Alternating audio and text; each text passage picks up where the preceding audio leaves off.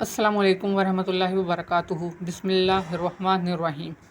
قوم عاد حضرت نوح علیہ السلام کے بعد آنے والی ایک طاقتور قوم تھی جو اپنی جسمانی طاقت اور عظیم الشان تعمیرات کے لیے مشہور تھی۔ یہ قوم عرب کے جنوبی علاقے احقاف میں آباد تھی جو آج کے یمن کے علاقے میں واقع ہے۔ قرآن پاک میں قوم عاد کے بارے میں کئی مقامات پر ذکر آیا ہے اور ان کی طاقت، عروج اور انجام کو ایک سبق کے طور پر پیش کیا گیا ہے۔ قوم عاد کو اللہ نے بے پناہ طاقت، دولت اور زمین کی وسعت سے نوازا تھا۔ یہ لوگ بہت قداور اور مضبوط جسم کے مالک تھے اور بڑے بڑے قلعے اور عمارتیں بناتے تھے۔ ان کی تعمیرات اور محلات کو دیکھ کر ایسا لگتا تھا کہ یہ لوگ ہمیشہ زندہ رہیں گے اور ان پر کبھی زوال نہیں آئے گا۔ یہ لوگ پہاڑوں کو تراش کر محل بناتے اور اپنی طاقت اور ترقی پر فخر کرتے تھے۔ حضرت ہود علیہ السلام جو قوم عاد کے نبی تھے، انہیں بار بار اللہ کی عبادت کرنے اور اپنی سرکشی چھوڑنے کی دعوت دیتے رہے۔ آپ علیہ السلام نے قوم کو متنبہ کیا کہ اگر وہ اللہ کی طرف لوٹ آئیں تو وہ انہیں بخش دے گا، لیکن اگر انہوں نے اپنی ضد اور سرکشی جاری رکھی تو اللہ کا عذاب ان پر نازل ہوگا۔ قوم عاد اپنی طاقت پر غرور اور تکبر میں مبتلا ہو گئی تھی۔ ان کا یہ عقیدہ تھا کہ ان جیسی کوئی دوسری قوم نہیں ہے اور وہ کبھی فنا نہیں ہو سکتے۔ انہوں نے اللہ کی نعمتوں کو بھلا دیا اور اپنے بتوں کی پوجا شروع کر دی۔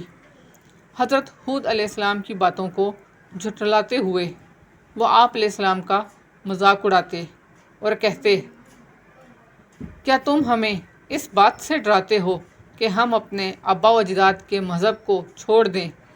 ہم تو وہی کریں گے جو ہمیں ٹھیک لگے گا اور تمہاری باتیں ہمیں کوئی نقصان نہیں پہنچا سکتی۔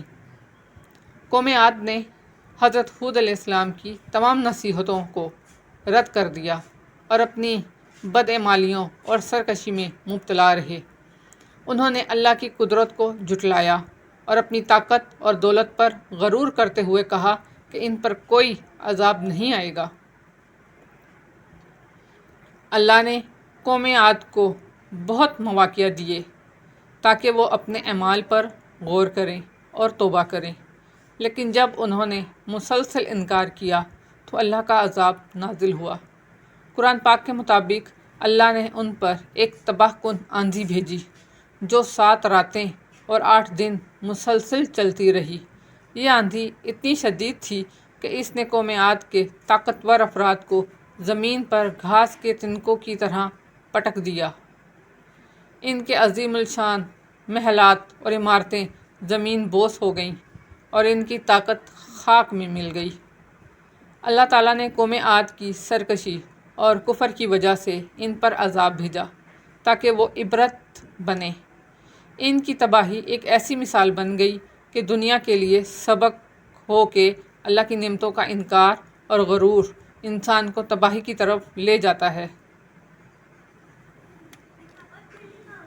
اللہ تعالیٰ قرآن پاک میں قوم عاد کی تباہی کو بار بار یاد دلاتے ہیں تاکہ لوگ نصیحت حاصل کریں۔ سورۃ الفجر میں ارشاد ہے، کیا تم نے نہیں دیکھا کہ تمہارے رب نے عاد کے ساتھ کیا کیا؟ ارم کے لوگوں کے ساتھ جو بڑے بڑے ستونوں والے تھے، جن کی مانند کوئی اور قوم شہروں میں پیدا نہیں کی گئی تھی۔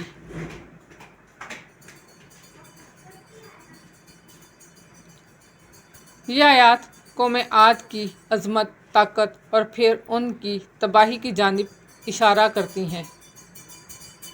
قوم عاد کی کہانی ہمیں یہ سبق دیتی ہے کہ انسان چاہے کتنا ہی طاقتور کیوں نہ ہو، اگر وہ اللہ کی نافرمانی اور غرور میں مبتلا ہو جائے تو اس کا انجام تباہی ہی ہوتا ہے۔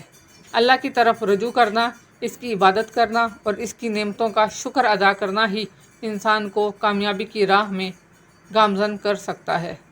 قوم عاد کی تباہی ایک عبرت ہے کہ زمین پر غرور کرنے والوں کا انجام ہمیشہ عبرتناک ہوتا ہے۔